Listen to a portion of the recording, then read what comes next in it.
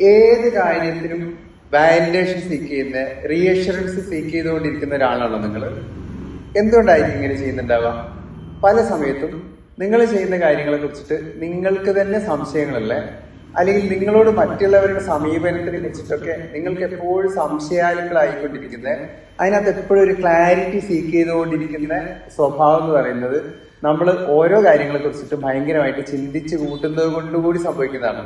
അതായത് reassurance seek ചെയ്യുന്ന, validation seek ചെയ്യുന്ന സ്വഭാവം നിങ്ങളുടെ ഓവർ തിങ്കിങ്ങുമായിട്ട് വളരെ കണക്റ്റഡ് ആയിരിക്കുന്ന സാധനമാണ്.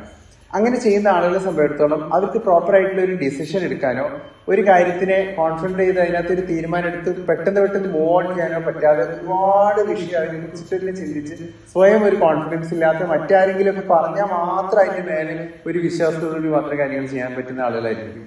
ഓവർ തിങ്കിങ് ആണ് ബേസിക് കോസ്. അത് അഡ്രസ് ചെയ്താൽ ഈ പറയുന്ന വാലിഡേഷൻ സീക്കിംഗ് എന്ന് പറയുന്ന സാധനം നമുക്ക് എന്നേക്കുമായിട്ട് സ്റ്റോപ്പ് ചെയ്ത് ലൈഫ് കുറച്ചുകൂടി സമാധാനമായിട്ട് ഞാൻ ചെയ്യുന്നതിൽ എനിക്കൊരു കോൺഫിഡൻസ് ഉള്ള, എന്റെ തീരുമാനങ്ങൾ അനുസരിച്ച് എന്റെ ലൈഫ് മുന്നോട്ട് കൊണ്ടുപോകുന്ന ഹാപ്പി ആയിട്ട് നമുക്ക് ജീവിക്കാൻ പറ്റും.